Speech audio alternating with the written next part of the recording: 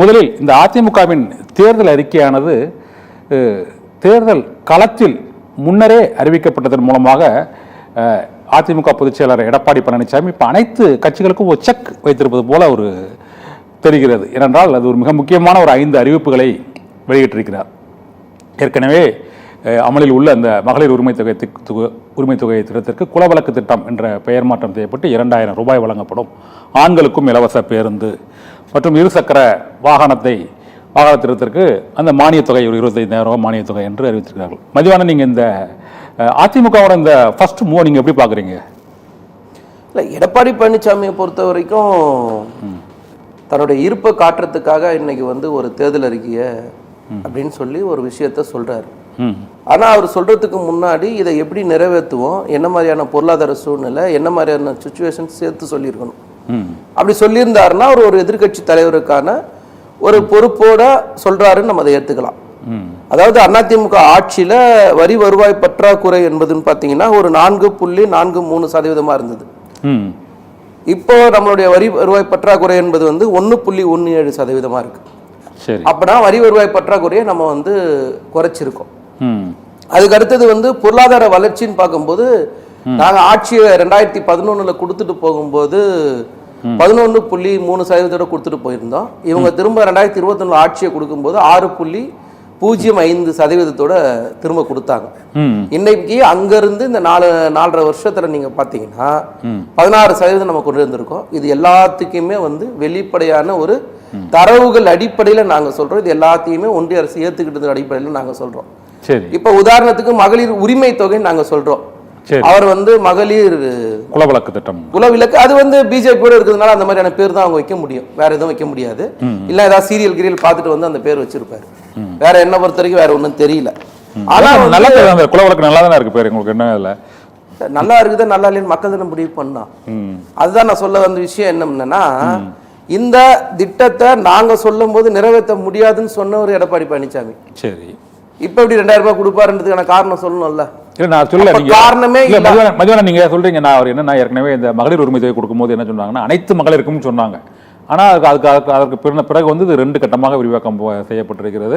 தகுதியுடைய மகளிருக்கு என்று அந்த 1 கோடியே அந்த ஒரு 17 லட்சம் அப்புறம் 24 லட்சம் என்று இப்போதைக்கு அந்த எண்ணிக்கை கூட்டப்பட்டிருக்கிறது. இவர்கள் அனைத்து ரேஷன் அட்டைதாரர்களுக்கும் மகளிருக்கு 2000 ரூபாய் என்று அதை கொஞ்சம் மேம்படுத்தி விரிவாக்கம். இதுல என்ன தப்பு? உங்க திட்டத்தை தானே கொஞ்சம் நல்லா இன்னும் கொஞ்சம் நல்லா மேம்படுத்தின்ற வாதத்தை 2வது வச்சுப்போம். சரி, நடைமுறையே படுத்த முடியாதுன்னு சொன்னவர்ல இவரு அது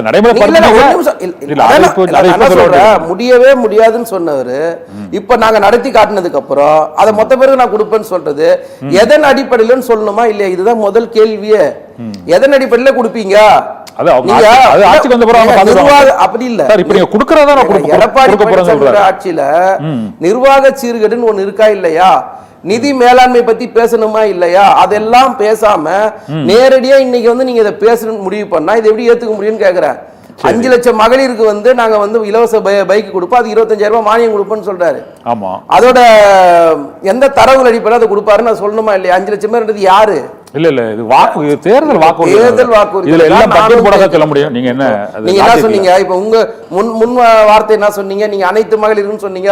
அப்புறம் 1,17 லட்சம், 1,24 லட்சம், நீ 1,30 லட்சம் அப்படின்னு சொல்றீங்க. நீங்க சொல்றீங்கல்ல, அதே அடிப்படையில் தான் நானும் கேட்கிறேன். அவர் எதன் அடிப்படையில சொன்னாருன்னு சொல்லணுமா இல்லையா? 5 லட்சம் பேர் யாரு? இல்ல மதியம் நீங்க சொல்றது எனக்கு புரியுது. நீங்க சொல்றது அது நம்ம அரசியல் ரீதியா வாதிட்டாலும் ஒரு கட்சியோட அந்த எலெக்ஷன் மேனிஃபெஸ்டோல ஓவரால் பட்ஜெட் வருமானம் இதுக்கு இவ்வளவு செலவாகும், இது இவ்வளவு நாங்க கொடுப்போம் அப்படிங்கிறது. நீங்க 2021 எங்களுடைய தேர்தல் அறிக்கை எடுத்து பாருங்களேன். அந்த தேர்தல் அறிக்கையில நாங்க எல்லாத்தையுமே சொல்லி இருப்போம். பொருளாதார பிரச்சனை என்ன, பொருளாதார மந்தநிலை என்ன, எங்க உற்பத்தி பாதிக்கப்பட்டிருக்கு, என்ன மாதிரியான விஷயங்களுக்கு எல்லாத்தையும் தெளிவா சொல்லிதான் நாங்க சொல்லியிருக்கோம். எந்த தீர்வையா பொத்தாம்பதுவா நாங்க சொல்லவே இல்லை. மகளிர் உரிமை தொகை திட்டம் இவ்வளவு பேருக்கு தகுதியுடைய மகளிர் தான் கொடுப்போம். தமிழ்நாட்டுடைய பொருளாதார வளர்ச்சியை பத்தி பேசுறேன், அதோட நிதி நிர்வாகத்தை பத்தி பேசுறேன். வெளியில ஆட்சிக்கு வந்த உடனே வெள்ளை அறிக்கை வெளியிட்டதை பத்தி நான் சொல்றேன். எல்லாத்தையுமே சட்டமன்றத்துல வெள்ளை அறிக்கை வெளியிட்டோமா இல்லையா? அதுக்கு பதில் இருக்கா இல்லையா? அம்மையார் அவர்கள் உதயமின் திட்டத்தை ஏத்துக்கிறதுனால 48,500 கோடி நஷ்டமாச்சு தமிழ்நாடு அரசுக்குன்னு சொன்னமா இல்லையா? அதுக்கு ஏதாவது பதில் இருக்கா இது வரைக்கும்? சரி, இப்ப ஆண்களுக்கும் இலவச பஸ் சொல்லிட்டாங்க. நீங்க என்ன ஒரு ஆண்களா வரவேற்கிறீங்களா? நான் என்ன சொல்றேன், இவர் எந்த அறிக்கை வேணா விட்டுட்டோம் சார். இன்னைக்கு வந்து முதல்ல மீடியால எடப்பாடி வரவேற்கிறீங்களா இல்லையா? ஆண்களுக்கும் இலவச பஸ், ஆண்களுக்கும் இலவச எடப்பாடி பழனிசாமி மீடியால இல்ல, தன்னை இன்னைக்கு முன்னிலைப்படுத்திக்கணும்ன்றதுக்காக ஒரு பத்திரிகையாளர் சந்திப்பு, அந்த பத்திரிகையாளர் சந்திப்புல வந்து அவர் ஒரு சில அறிக்கைகள் வெளியிடுறாரு. அந்த அறிக்கைகள் எதுவுமே வந்து நடைமுறைக்கு சாத்தியமா இல்லையா என்றத சேர்த்து அவர் சொல்லி இருந்தாருன்னா நல்ல எதிர்கட்சி தலைவர் நாங்க ஏத்துக்கிறோம்ன்ற, பொதுவா பேசாதீங்கன்ற நாங்க எங்களுடைய கருத்து. இவர் முதல் கட்ட தேர்தல் அறிக்கை, அடுத்த கட்ட தேர்தல் அறிக்கையில அந்த டீடைல் எல்லாம் வரும் சார். இந்த முதல் கட்ட தேர்தல் அறிக்கையில அந்த அறிவிப்பை கொடுத்திருக்கிறாரு. நான் உங்களை என்ன கேட்கிறேன், ஆண்களுக்கு இலவச பஸ் பாஸ் நீங்க வரவேற்கிறீங்களா, அதை எதிர்க்கிறீங்களா? சார், எந்த திட்டங்கள் மக்களுக்கு நல்லதா இருந்தாலும் ஏத்துக்கொள்ள வேண்டியதானே, நல்லதா இருந்தால் அவ்வளவுதான். இதுல ஒண்ணு பிரச்சனை இல்லையா? ஆனா அதை எப்படி நடைமுறைப்படுத்தி சேர்த்து சொல்லுங்கன்ற பேச மாட்டீங்களா? ஃபர்ஸ்ட் பேஸ் வந்திருக்கு, அந்த ஃபர்ஸ்ட் பேஸ்ல இல்ல, இது சொல்லும்போதே சொல்லணுமா இல்லையா? இல்ல அவர் முதல் கட்ட தேர்தல் அறிக்கை திரும்ப வரலாம். முதல் கட்டனா இப்ப இரண்டாவது கட்டத்துல ஃபுல் டீடைல் சொல்றல, மீடியால தன்னை முன்னிலைப்படுத்தியதுக்காக பேசப்பட்ட வார்த்தை தானே தவிர இதுல வேற எந்த அர்த்தமும் இல்ல இந்த விஷயத்துல அவர் பேசுனது இல்ல. ஓகே, இப்போ இன்னொன்னு, நீங்களும் 100 நாள் வேலை திட்டத்தை 150 நாட்களாக மாற்றுவோம் என்று கடந்த தேர்தல் வாக்குறுதி கொடுத்தீங்க. ஆனா இதுவரை மாத்தல, இவர் 150 நாட்களாக மாற்றுவோம்னு இப்போ அறிக்கை கொடுத்துருக்காங்க. இப்போ 100 நாள் வேலை திட்டத்தை 125 நாள் வந்து ஒன்றிய அரசு ஏத்திச்சுன்னு சொல்றாருல்ல அவர் பேசும்போது.